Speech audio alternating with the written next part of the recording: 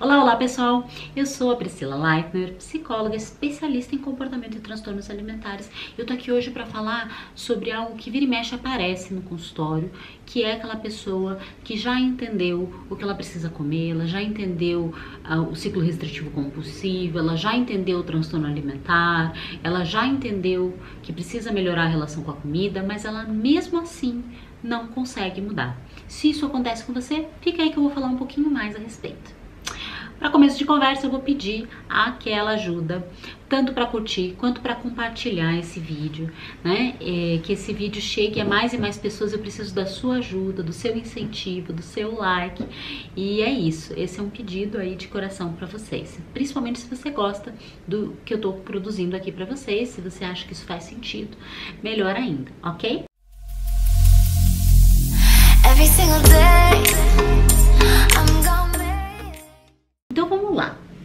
Para começar a falar sobre o saber não basta, eu preciso explicar para vocês um pouquinho da singularidade até mesmo de cada pessoa.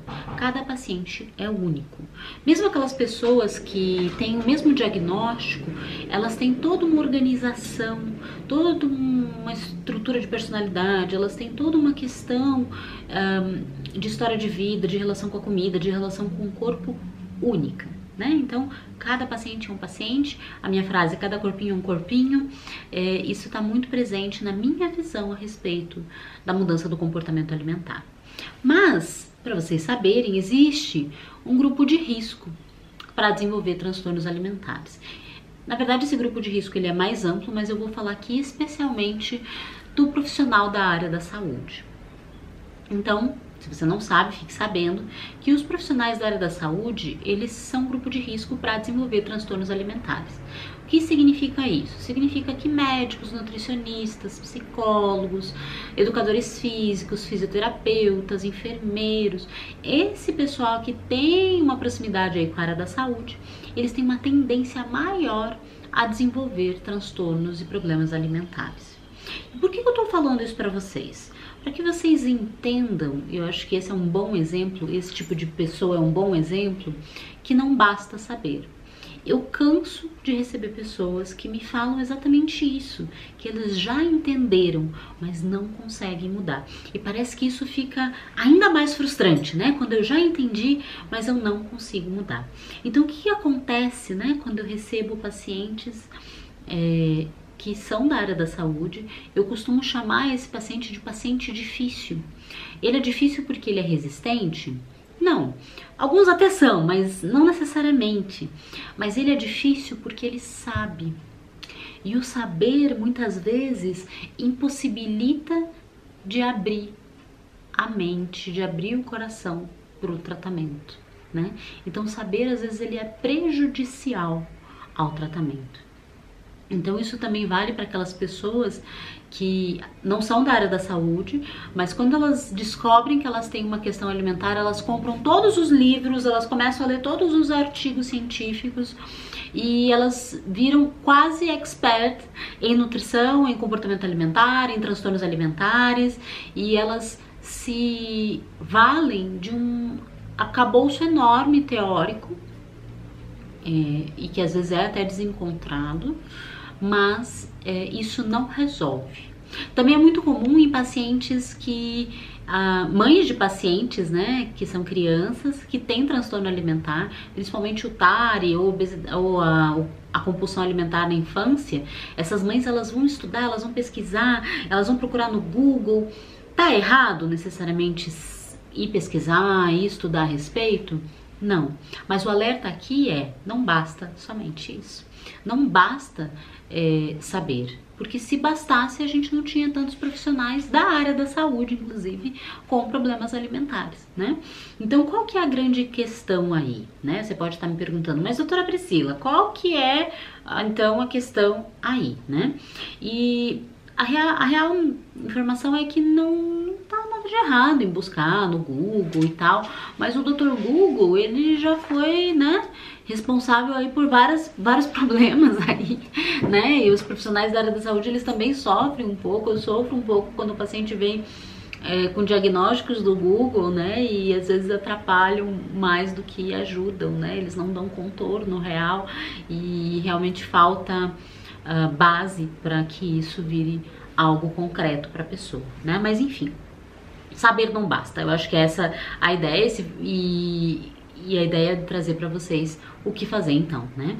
E eu tô contando essa história toda baseada numa paciente minha que recentemente ela retornou pro tratamento e eu disse para ela algo que tinha tudo a ver com esse vídeo.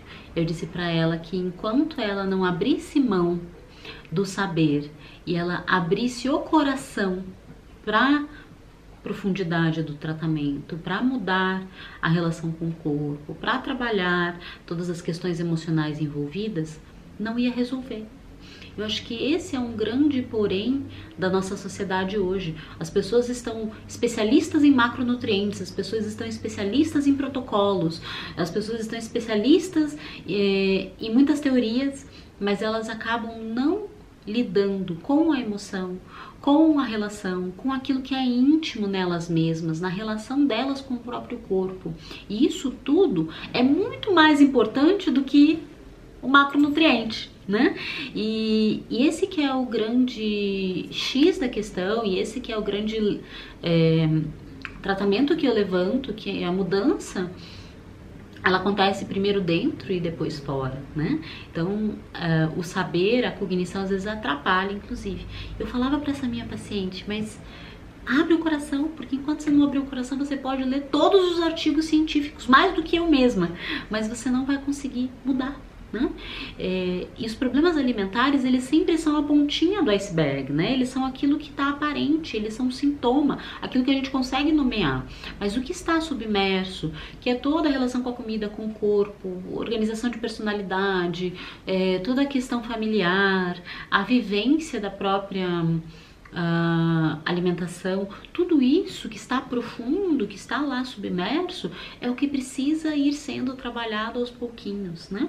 E não adianta ficar focando somente no sintoma, ou ficar tentando parar transtorno alimentar. É preciso entender o que está fazendo manutenção aí, né? É preciso entender o que está submerso, né? E é por isso que a metáfora do iceberg, ela é muito interessante, ao meu ver, né?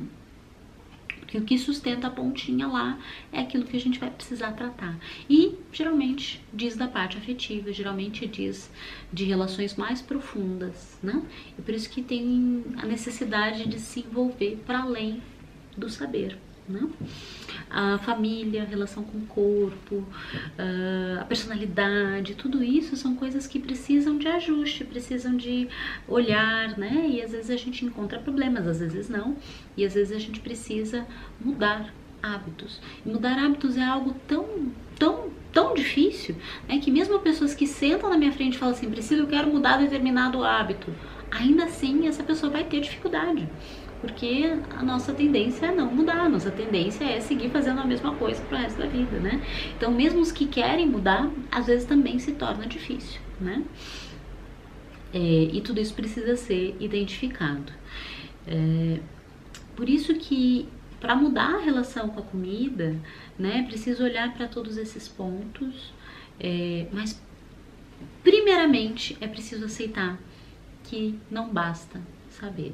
Né? É preciso aceitar isso, é preciso realmente abrir o coração para que algo mais profundo mude, né? Então, se você aí que está me ouvindo, né, você sente que isso é verdade para você, se isso faz sentido para você, né, se você não consegue resolver uma questão alimentar, se você não consegue mudar o comportamento alimentar, a tua relação com o seu corpo, talvez seja essa uma das coisas que está atrapalhando a sua mudança, né? Várias outras coisas podem estar rolando aí, mas essa é uma delas.